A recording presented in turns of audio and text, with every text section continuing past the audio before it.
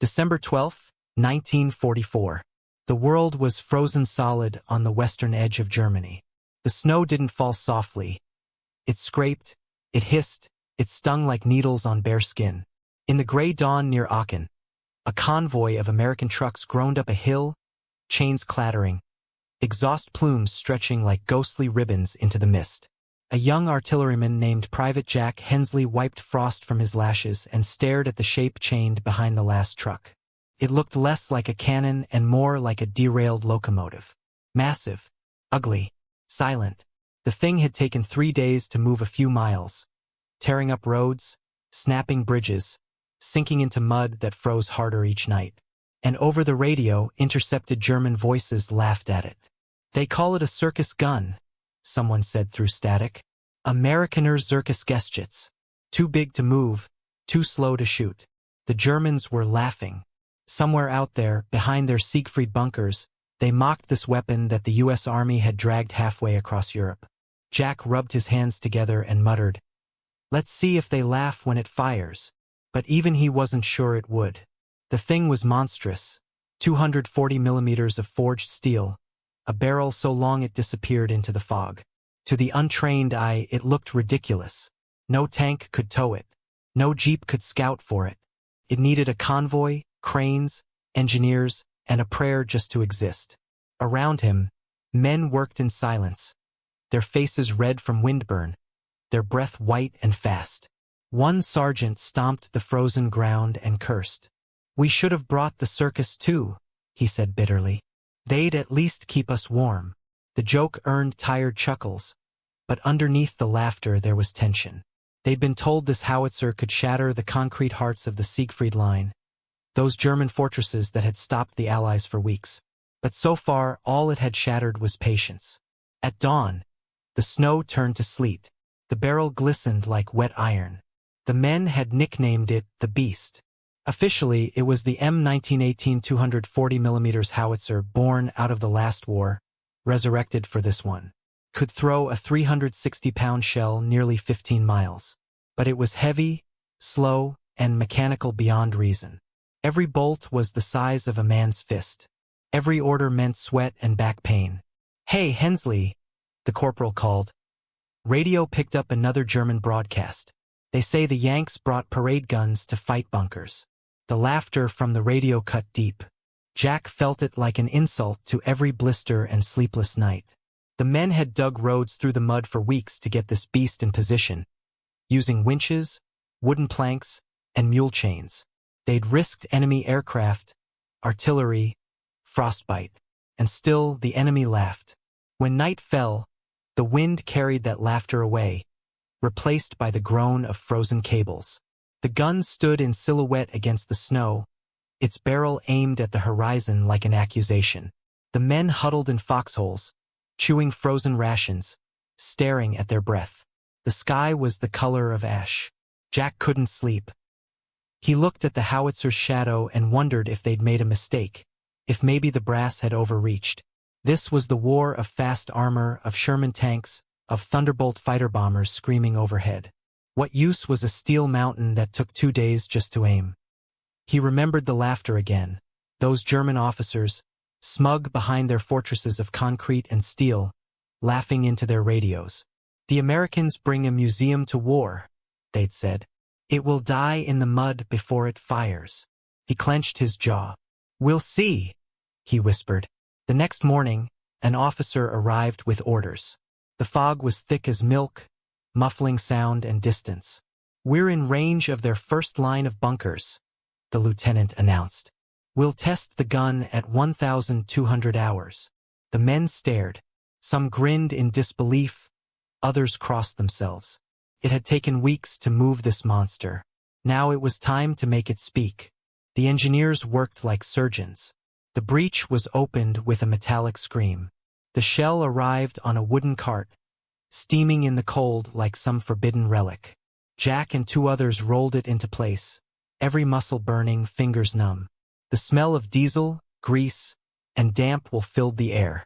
"Elevation, 35 degrees, shouted the gun captain. "Bearing 270. The gun's barrel lifted slowly, like a dragon waking. Every movement felt deliberate, ancient, unstoppable. The German laughter seemed far away now, faint ghosts behind the wind. Jack slid the shell into the breach. The sound, solid metal meeting destiny, echoed through the valley. Then the breach slammed shut with the finality of a vault door. The men covered their ears. The gun captain raised his arm. Fire! The earth did not shake, it convulsed. The explosion tore the sky open. A wave of pressure punched through chests and helmets. Snow leapt off the ground in a white halo. The sound went on forever, rolling through the hills, bouncing off the ruins of farmhouses, echoing down the valley toward Germany. The shell's flight was invisible, but everyone felt it. 5 seconds later, then 6. Then the horizon flashed. A bunker a mile away erupted, concrete folding like paper. The delayed thunder of impact arrived, deep and terrible. Silence followed. Then another laugh, this time from the Americans. It wasn't joy. It was relief, vindication. Jack stared at the smoke rising from the horizon. The Germans wouldn't be laughing now. But the officer wasn't done. Reload. Another shell. Another breath. Another roar. Each blast melted more snow, revealing the torn earth beneath. The men no longer felt cold. They felt something else. A strange mix of fear and pride. The gun they doubted, the gun the enemy had mocked, was rewriting the ground itself. By evening, the fog had cleared. Far in the distance, smoke and debris marked where the first line of bunkers had stood. The radio stayed silent this time. No more German laughter. When darkness fell again, Jack sat by the gun, his hands trembling from exhaustion. The metal still radiated warmth from hours of firing. The snow around it had melted into a ring of black mud. He touched the steel surface and whispered, "Not bad for a circus gun." The others laughed, but this time it wasn't bitter. It was quiet, proud. The laughter of men who'd turned ridicule into thunder. They still didn't know how far this gun would go, how many fortresses it would erase, or how many times it would shake the ground before the war ended. But they knew one thing: the Germans had laughed first. And they had just stopped. Far away, in an underground command post, a German officer wrote a terse line in his report. Enemy siege gun of enormous caliber has entered the field near Aachen, capable of destroying reinforced positions. Must be neutralized immediately. He paused, pen shaking, as another distant boom rattled the lamp on his desk. Outside, the snow kept falling. The front lines whispered with movement, fear, and memory. The beast waited, silent again, its barrel cooling, its breath heavy with smoke and destiny. Tomorrow it would fire again. They had called it useless. They had called it absurd. They had called it the circus gun. But when it spoke, even laughter died. And in that silence that followed, history leaned forward. Because somewhere beyond the snow and smoke, a new sound was coming. The sound of disbelief turning into awe. They laughed at its size, Jack would later tell a reporter. But when it fired, it erased the laughter. 3 lines appeared in the margin of his notebook before he closed it that night. They said it could never move. It didn't have to. When power becomes too big to believe, history laughs before it kneels. In 1944, America aimed a mountain at Germany and pulled the trigger. It was not victory yet, just proof that the monster could breathe. But behind the thunder came the grind, the part no one wrote about. Moving a 240mm howitzer wasn't war. It was punishment. Each day began with the groan of steel and ended with the hiss of exhausted lungs. The men called it hauling the earth itself. After the first test near Aachen, command wanted more.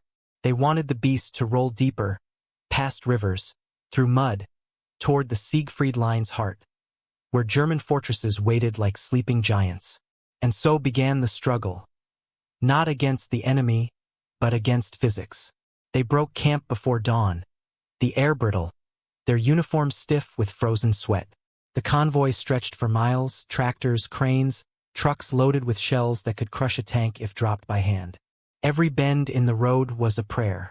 Bridges collapsed under the gun's weight, leaving men stranded in foggy valleys. Engineers worked knee-deep in mud, laying timber under wheels as artillerymen pulled cables like oxen. "She's heavier than sin," muttered one sergeant. "And twice as stubborn." The command wanted speed, but the 240 wasn't made for speed. It was a relic from another era, born in 1918, too late for the Great War but too perfect to forget. It had slept in depots through the 1930s, waiting for a war that would need brute force again. When Hitler's Atlantic Wall rose, someone remembered it, a weapon that could punch holes through fortresses when nothing else could. But now, on icy roads near the Ardennes, the dream looked impossible. The barrels cracked with frost, hydraulics froze, and even the tractors stalled. A lieutenant cursed into the radio. "We're towing a mountain through hell." The laughter from German broadcasts had faded, replaced by distant artillery and the whine of V1 bombs streaking overhead. Every explosion in the distance reminded them that while they wrestled with steel, other men bled. Colonel William H. Sands arrived that week, a man with a thin mustache and the calm eyes of someone who'd stopped fearing failure years ago. He inspected the weapon like a doctor with a patient. "She's a siege gun," he said softly, almost reverently. "She's not meant to chase tanks. She's meant to end wars." His confidence spread like fire through the camp. Sands wasn't a desk officer. He'd been an engineer, an artilleryman, a believer in precision. He ordered the gun disassembled, cleaned, and realigned. For days, the valley rang with hammer strikes, clanging steel, and shouted numbers. Jack Hensley watched from the ridge, his face streaked with grease. The colonel spoke to him once during a break. "You believe in this thing, son?" Jack hesitated. "Sir, I believe it's loud." Sands smiled. "Then you'll believe soon enough." Under his direction, the gun was rebuilt like a cathedral. Every bolt was tightened, every angle rechecked. The men learned to work in rhythm. 12-hour shifts of lifting, measuring, swearing, and waiting. It became a ritual. The loader's gloves were burned from friction. The driver's hands bled from frozen chains. Even the cold seemed to bend around their effort. Finally, one pale morning, they were ready. The gun had been dragged into position overlooking a valley where the Siegfried Line began. An endless row of dragon's teeth, bunkers, and machine gun nests. The Germans had survived everything thrown at them so far. But no one had ever fired this close with a 240 mm before. "Range, 13 miles, said the fire control officer. "Target, pillbox 23, grid 91. The shell was prepared. The men watched as cranes lowered the massive round onto a dolly. It steamed faintly, the brass casing catching slivers of sunlight. "Looks like a bomb married a piano," someone whispered. Jack rolled it forward, his shoulders straining. The steel rails groaned. Sweat froze on his neck. When the breech opened, he felt heat roll out like a furnace. The gun itself seemed alive, breathing slowly through its mechanisms. Load complete. The colonel raised his binoculars toward the horizon. The Germans had no idea what was coming. They'd built their fortifications to survive 105s, even 155s.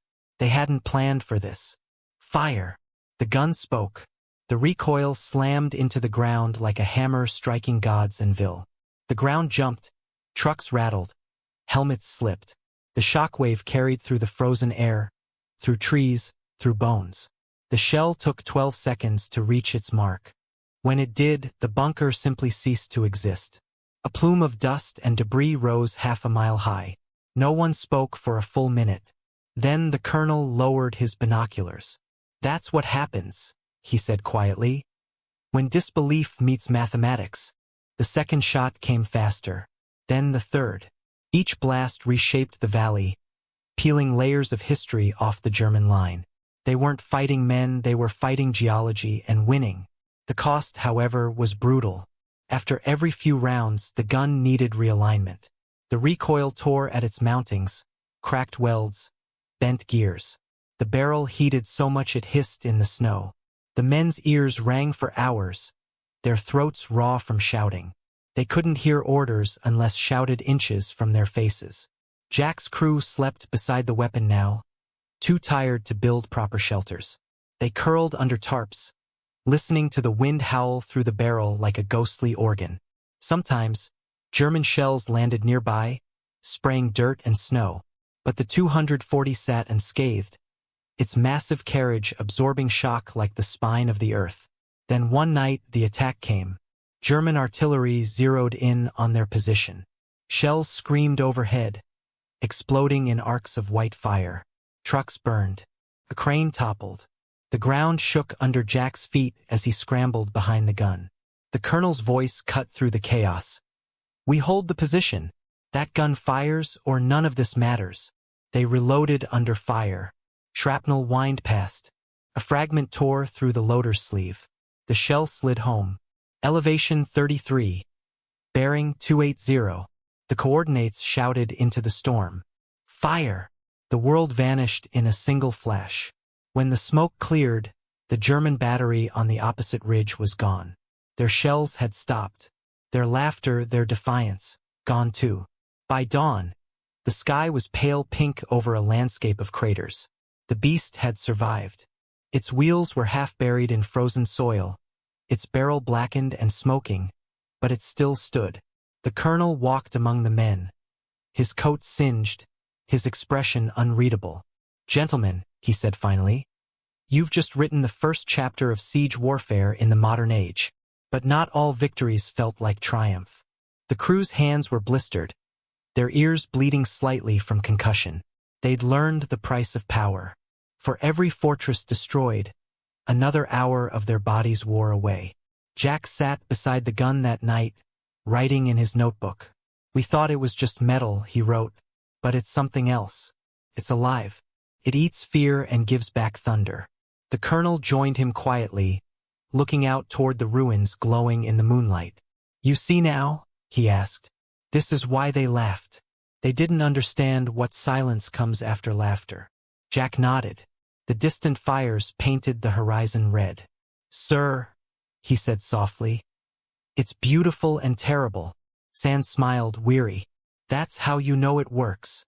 As dawn came, orders arrived. They were to move again, deeper into Germany, toward the next fortress. The men groaned, cursed, and began packing. But this time, no one doubted the purpose. They knew now what the beast could do. Behind them, the valley was still trembling from the last impact. Birds refused to return. The smell of burned earth lingered. And in the radio chatter intercepted from the other side, a single phrase appeared for the first time. "Enemy possesses a siege gun beyond imagination." The laughter was gone. The struggle had forged belief. The mockery had become memory. The gun that almost failed had found its voice. And the men who dragged it through mud and fire had learned what every army forgets. Sometimes the heaviest thing on the battlefield isn't a weapon. It's the doubt that precedes it. As they rolled onward into the fog, engines roaring, the beast followed, inch by inch, its barrel aimed toward history's next fortress. The winter of 1945 clawed at everything: skin, steel, and sanity. The men had stopped feeling their fingers weeks ago, but they didn't need them for warmth anymore. They needed them to fire. The beast had proven itself near Aachen, and command wanted it again, this time against the Siegfried Line's greatest fortresses. Pillboxes and concrete monsters that had laughed off every other gun. They called them dragon's teeth. But to Jack and his crew, they looked more like tombstones waiting to be claimed. The 240mm howitzer, once mocked as a circus act, had become the centerpiece of a moving apocalypse. The convoy crawled toward the new front near the town of Prum. German defenses were dug deep, reinforced with rebar thicker than a man's wrist. Allied commanders said tanks couldn't break through, infantry couldn't climb it, and bombers couldn't hit it precisely enough.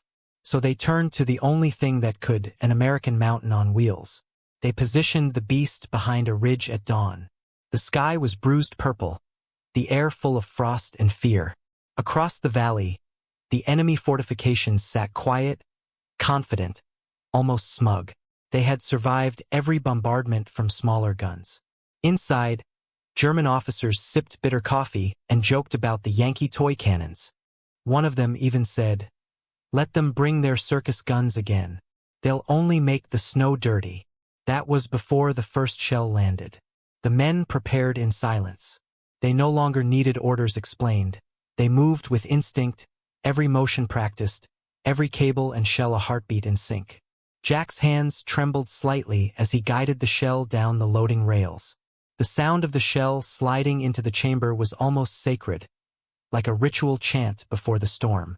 "Fire," said Colonel Sands. The gun roared. It wasn't a sound. It was a tearing of the world. The hill beneath them shuddered. The sky flashed white, and birds exploded from the trees like shrapnel. The echo rolled for miles. Moments later, the horizon convulsed. A fortress, one that had stood for 3 years, lifted out of the earth and came apart like paper in a hurricane. Every man on the ridge froze. Even Sands just stared, his binoculars trembling. "My God," whispered Jack. "It's gone." And so began the reckoning. The 240 millimeters fired again and again, methodical, terrible, divine. Each blast was a sermon in thunder. German bunkers once considered immortal disintegrated under direct hits. Reinforced steel doors warped like tin. Inside those bunkers, the shock waves turned air into a weapon, killing men without shrapnel, without mercy. Survivors spoke later of walls that wept dust and ceilings that seemed to breathe before collapsing. The gun crews grew quieter after each firing. The awe was too big for words. "You don't talk about something like that," one man said later. "You just load, aim, and let the mountains speak." Soon, entire valleys were marked by the Howitzer's signature. Vast craters 20 feet wide and 10 feet deep, surrounded by splintered trees and smoking concrete. Even the Germans, hardened and proud, began to falter. Their reports called it der Erdbebenwerfer, the earthquake thrower. The radio chatter that once laughed at the Americans now carried fear. "Find the source," one voice said in panic. "Find it before it fires again." But they couldn't. The gun fired from too far, too hidden, too powerful to stop. At Metz, one of the largest German fortresses, they put it to the ultimate test. The fortress of Fort Driant had walls 20 feet thick, tunnels deep enough to withstand bombers. The Americans had tried everything, artillery, tanks, even flamethrowers, but nothing worked. Until the 240 arrived. They assembled it under a camouflage net, the barrel angled high against the gray sky. The crew was exhausted, but adrenaline masked pain. Snow melted around the gun from the sheer heat of firing. Sands stood beside Jack, his gloved hands clasped behind his back. "This," he said quietly, "is why we built it." The first shot struck the outer wall. A hole the size of a truck appeared. The second shot followed, and the fortress shuddered like a living thing. Inside, Germans screamed over the roar of collapsing concrete. After the fourth shell, Fort Driant was no longer a fortress. It was rubble, and beneath that rubble, silence. Sands exhaled. "That's for every man who thought we couldn't move a mountain." News spread fast. Word of the weapon's success reached every division in the region. Soldiers who had once mocked it now cheered its name. "Bring the beast!" became a battle cry. Tank commanders requested its support before assaults. Engineers marked its craters as reference points for maps. Even infantrymen, who rarely saw it up close, swore they could feel its vibrations through the soles of their boots miles away. By March 1945, the 240 mm howitzers were pounding the Rhine defenses. The German high command was stunned. Their invincible west wall was crumbling, and no countermeasure existed. Anti-aircraft guns couldn't reach it. Artillery couldn't match its range. Tanks couldn't approach without being turned to dust. Inside one captured German bunker, Allied troops found a note pinned to the wall. Written hastily in pencil, it said, "We fear the thunder that comes without warning. The ground itself is no longer ours." Each statistic became legend. Each fact poetry in destruction. 1 round every 5 minutes. Range nearly 25 kilometers. 12 men per crew. Craters that could swallow vehicles whole. And with every round fired, the myth of German invincibility dissolved further into smoke. The once mocked gun had become an invisible giant, rewriting the landscape. Journalists at the front began calling it America's siege fist. British observers described it as the closest thing to an earthquake on command. The men who fired it, though, rarely smiled when praised. They knew what it cost. Every blast meant more repairs, more hearing loss, more risk of the barrel bursting. Some crewmen would never sleep peacefully again. The recoil haunted their dreams, echoing through memory like thunder that never stopped. Yet they kept firing. Not for glory, but because the gun worked. Because for once, disbelief had turned into awe. Jack remembered one day when the snow fell so thick it muted everything, even the explosions. He stood beside the gun after another barrage and felt something strange. Silence. Real silence. The Germans had stopped firing back.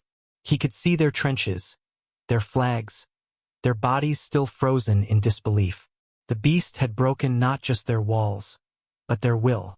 He turned to Sands and asked, "Do you think they ever really believed we could do it?" Sands watched the distant smoke curling over the ruined horizon. "No," he said. "That's why they lost." As they advanced, the howitzer's thunder became the soundtrack of liberation. Towns captured, bridges crossed, prisoners taken. All preceded by the deep, slow heartbeat of the 240. It didn't fire often, but when it did, everyone listened. The men joked that even the clouds moved aside when it spoke. When the Rhine fell, the Germans tried one last time to laugh. Propaganda leaflets dropped from planes mocked the Americans' obsession with giant toys. But the laughter felt forced, hollow. Their cities were crumbling, their defenses vaporized. Even those who mocked couldn't hide the fear in their eyes when they heard the distant, rhythmic thunder that heralded the beast's arrival. At Remagen, when Allied troops seized the bridge, one shell from the 240 obliterated a German counterattack column. A captain on the bridge said later, "I didn't see the shell land. I saw the world tilt." The tide had turned completely. The weapon once dismissed as absurd now ruled the battlefield. The laughter that started in arrogance ended in awe. That night, as the crew rested near the smoking remains of another fortress, Jack opened his notebook again. Every empire laughs at thunder until it hears its own echo. He underlined the sentence twice. The beast lay silent beside him, still warm, its barrel aimed toward a sky now streaked with fire and dawn. Tomorrow it would move again. The war wasn't over, but the mockery was. For the first time in months, Jack smiled without bitterness. The laughter of the enemy had given them purpose. The howitzer had given them proof. He looked toward the horizon and whispered, "Let them build bigger walls. We'll just build louder answers." And somewhere beyond the smoke, a single truth rolled through the ruins like thunder. The world had learned to respect the sound that once made it laugh. By April 1945, the beast had outlived its own legend. The same men who once doubted it now watched it with a strange mix of reverence and exhaustion. The war was ending, but the thunder had not yet stopped. Germany was collapsing from the inside. Its cities burned, its armies retreating, its fortresses silenced. The 240mm howitzers stood along the Rhine like monuments of retribution. Massive, immovable, covered in soot and ice. Each gun bore scars. Cracked paint, dented wheels, burn marks along the barrel.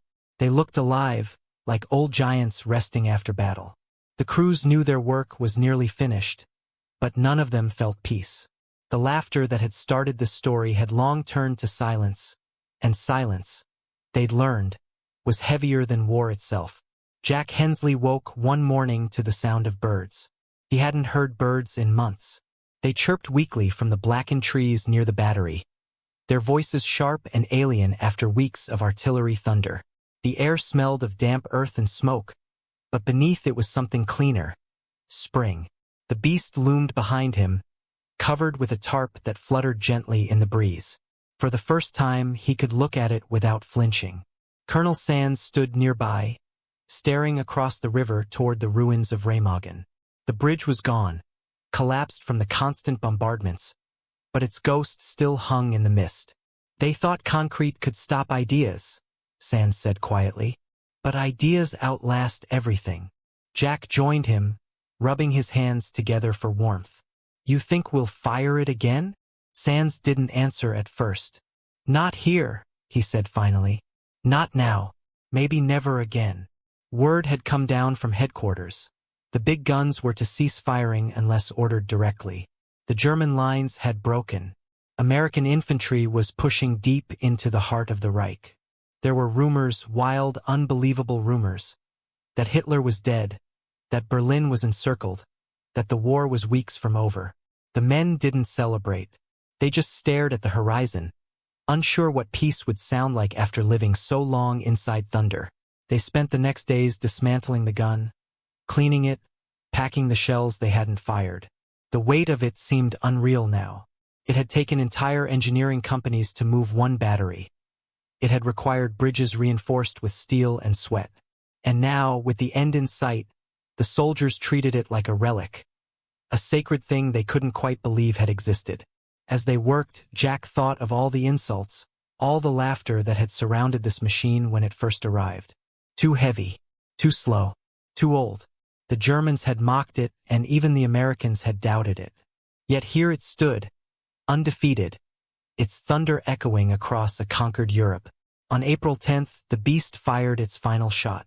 The target was a fortified bunker outside the city of Wesel, one of the last German strongholds on the Western Front.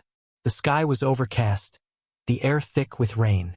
Jack's crew loaded the shell with a quiet solemnity, as if performing a funeral rite. Sands stood behind them, his face grim but proud. "Make it count," he said softly. The gun spoke one last time. The explosion rolled through the valley, shaking mud from the trees. When the dust cleared, the bunker was gone, replaced by a crater that filled slowly with rainwater. The men stood in silence. There was no cheering this time, just the low hum of wind over wet steel. "That's it," Sands said finally. "She's done her duty." They covered the gun again, its barrel still warm beneath the tarp. For the rest of the day, no one spoke much. They ate, they smoked, they cleaned their rifles. That night, Jack couldn't sleep. He sat near the fire, staring at the beast's silhouette in the moonlight. It looked like a mountain that had decided to rest. He took out his notebook, the same one he'd carried since Aachen, and began to write. They laughed first. We answered last. They built walls, we built thunder. The louder voice wins. He paused, then added, but the silence after is the part no one warns you about. When morning came, trucks arrived to tow the gun away. The men watched as cranes lifted its parts. Barrel, carriage, baseplate onto flatbeds. It looked smaller somehow, broken down into pieces. Just another machine. Jack felt an ache in his chest he couldn't name. The thing that had terrified him, that had nearly killed him with every blast, now looked harmless. Sands put a hand on his shoulder.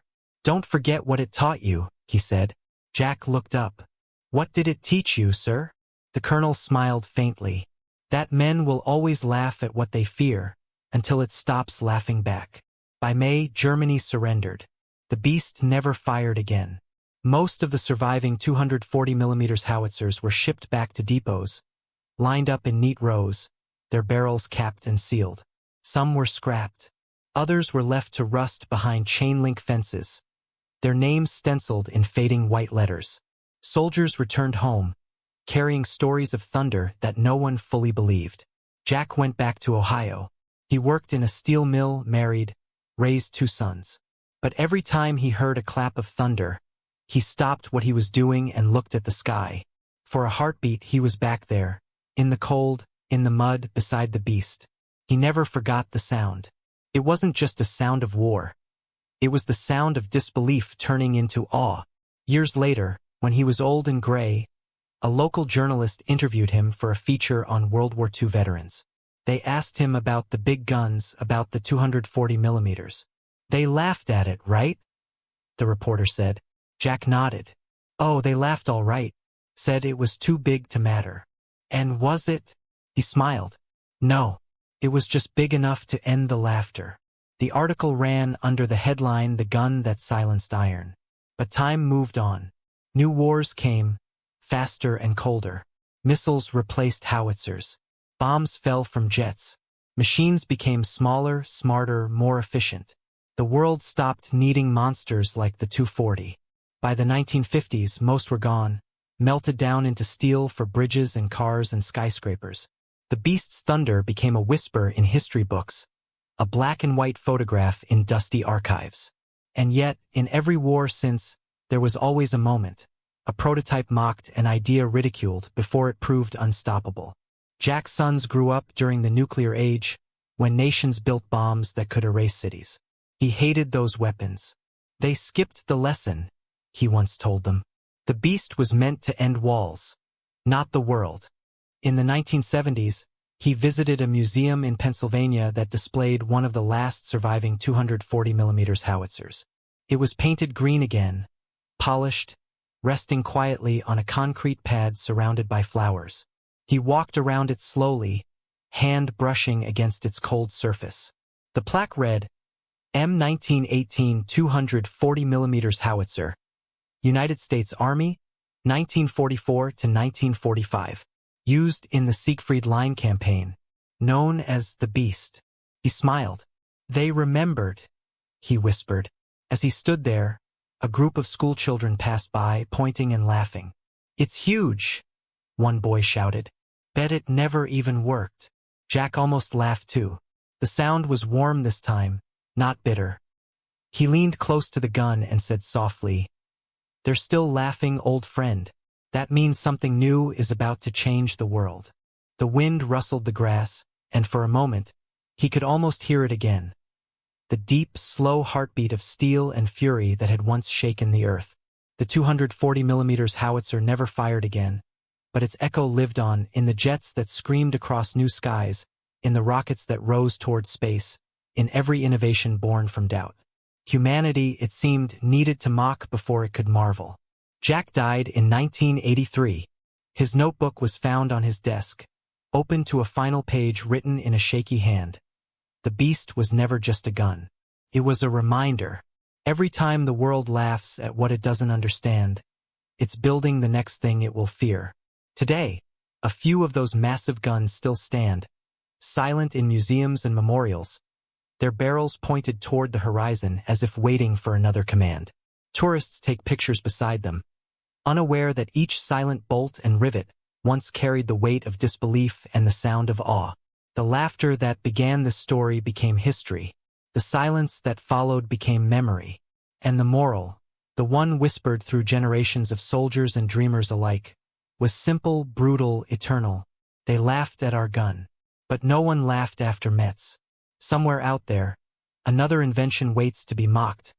Another idea dismissed as impossible, another weapon or wonder that will turn ridicule into revelation. Which one will it be this time?